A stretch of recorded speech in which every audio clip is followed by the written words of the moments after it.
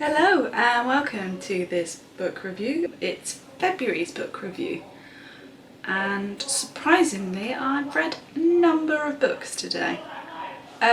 There appears to be a fight outside, so if you hear some shouting, that's what it is. It appears to be about money. So because we've got 5 books to get through, we're going to get on with it straight away. So the first book I read is When the Curtain Falls by Carrie Fletcher. Carrie is a YouTuber that I watch quite regularly anyway. Well, when she wrote a book about theatre, it was something that I really wanted to read because I enjoyed the first book of hers that I read, and this seemed like it was right up my alley, as theatre is something that I really enjoy too, and she obviously has an insight into it, being an actress herself, which obviously means that the elements of the theatre are probably going to be accurate because she's going to know what she's talking about. It did make me wonder how much or how many of the experience her characters had were experiences that she had as well, so that was quite interesting to guess, I guess, what ones were true and what ones she'd made up or what ones were her friends and stuff. Obviously I'm never going to know, but that was interesting. Also, so the premise of the book is that they put on a show, obviously it's the theatre, but was it 20 years? 1952. So about 50 years previously, the same show had been put on in the same theatre, and the leading lady was killed on stage. So it follows the two stories and how they intermingle. But the lead lady of the current day production, Olive, I found her so incredibly relatable. Her anxieties about being in a new relationship and about work and whether she's good enough and stuff, it's just so incredibly relatable. So I really enjoyed that and I really liked that character. And it was just a very easy read. I know I say it a lot and I read a lot of books that I class as easy reads, but that's because I like them. I don't like to struggle when I'm reading a book because that makes it feel like hard work. But this was an incredibly easy read. I got so engrossed in the story of this that I just whipped through it so incredibly quickly.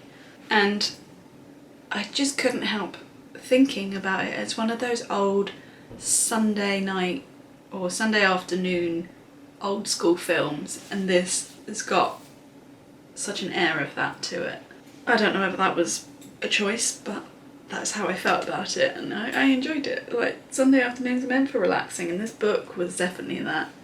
And I did enjoy the occasional hiatus from the modern day story, and they were always shown, or the changes in time were always shown by theatre posters, so like that.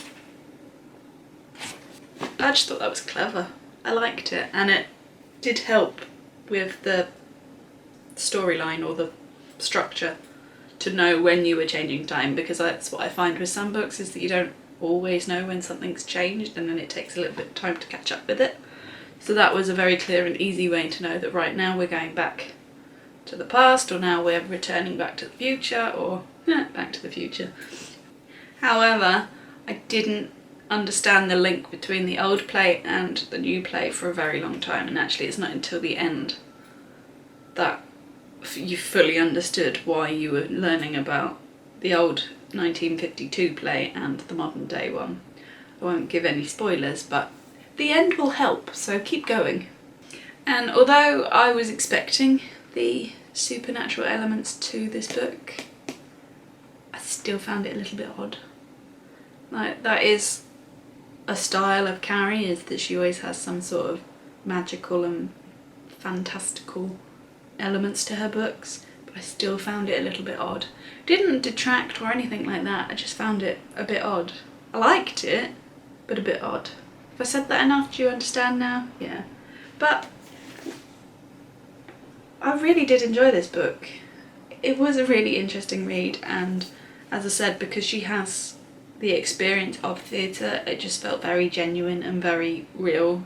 And how, I mean, I'm not part of the theatre, I don't know about rehearsal processes and stuff like that. I feel like I've seen enough shows and I've watched enough YouTube on the subject to have a vague understanding, but it's not my world, so I really felt like she brought me into it so that I could understand it properly, fully. Yeah, and I really enjoyed it. So the second book is a bit of a different one for me, and that is The Corset by Laura Purcell. What a beautiful cover that is. And I say it's a different book because it's historical, and I never read historical fiction, not fully historical.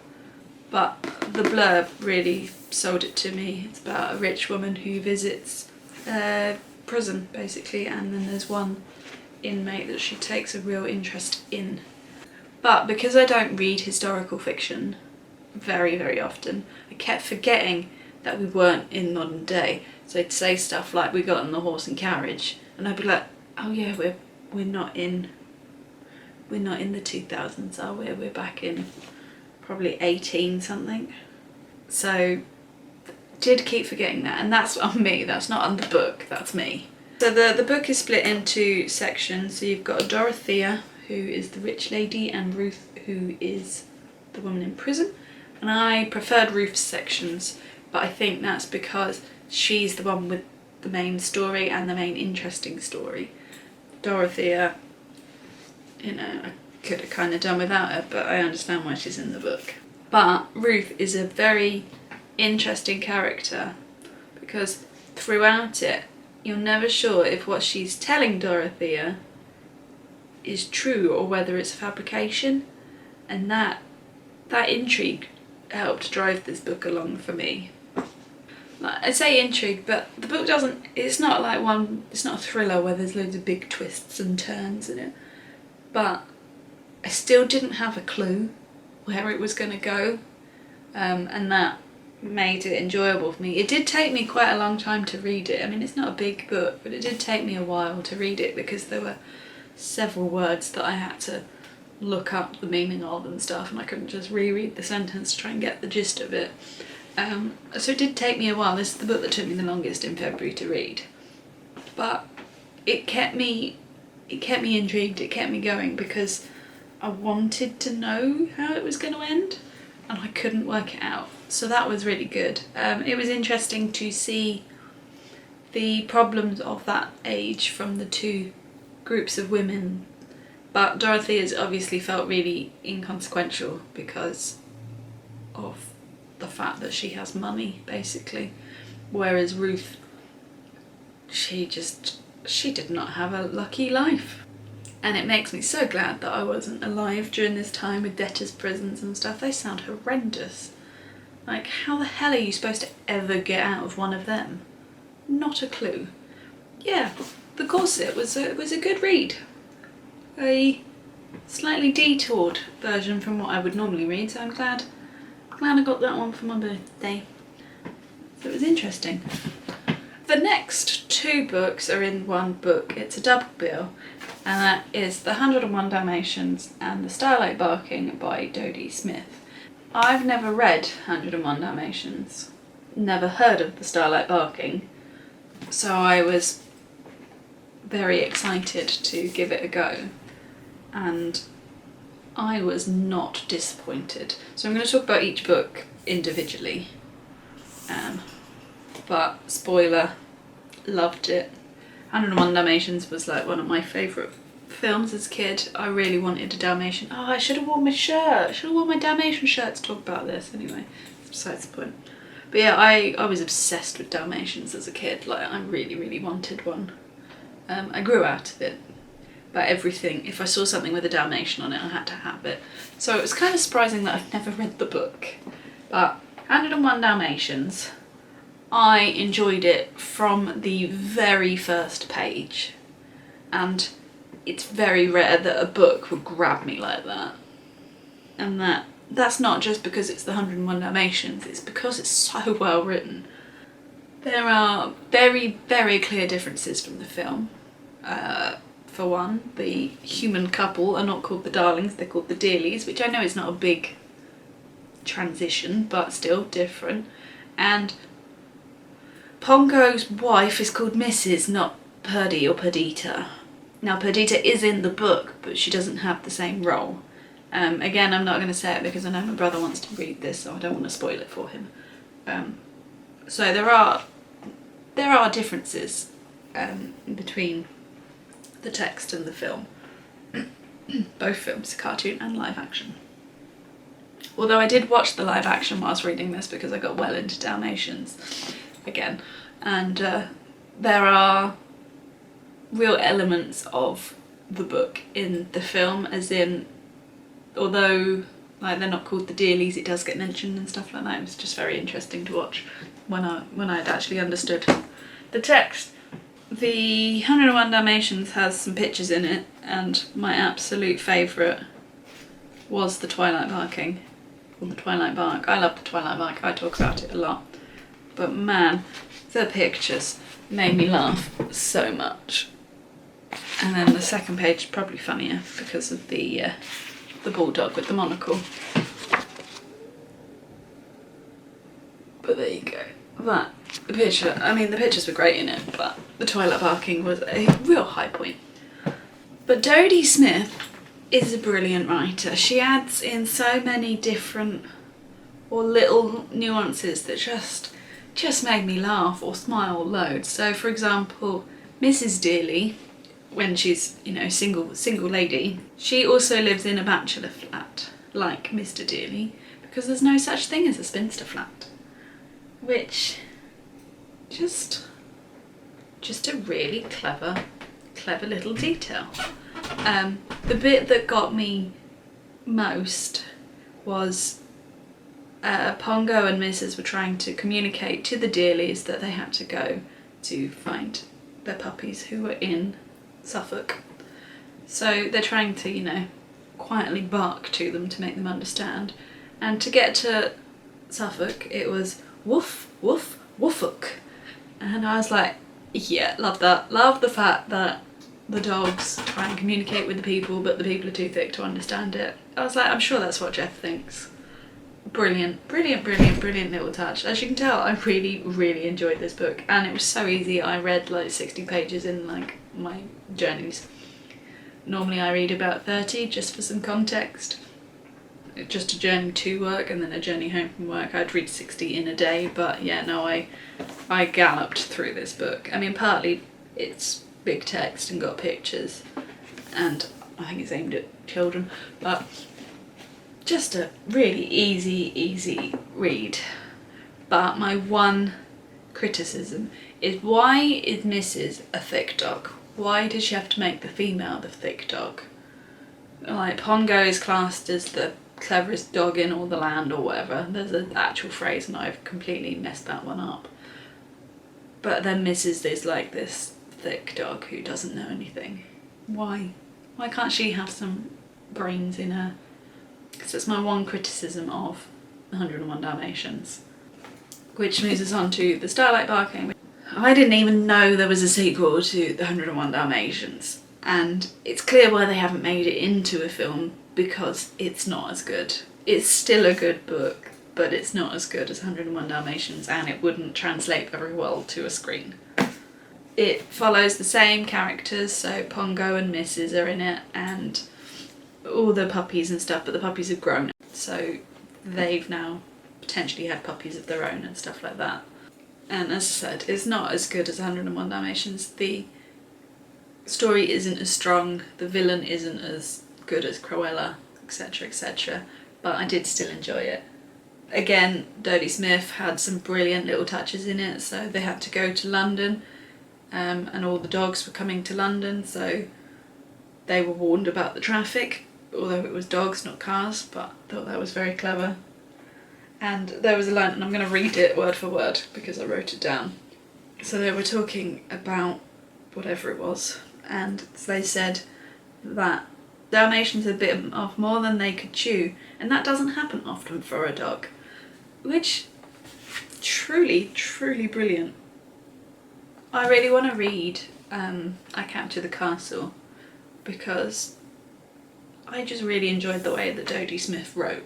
So I'd like to give it another go. And now this book is going to go over to my brother so that he can also read this before we go to the theatre to see 101 Dalmatians.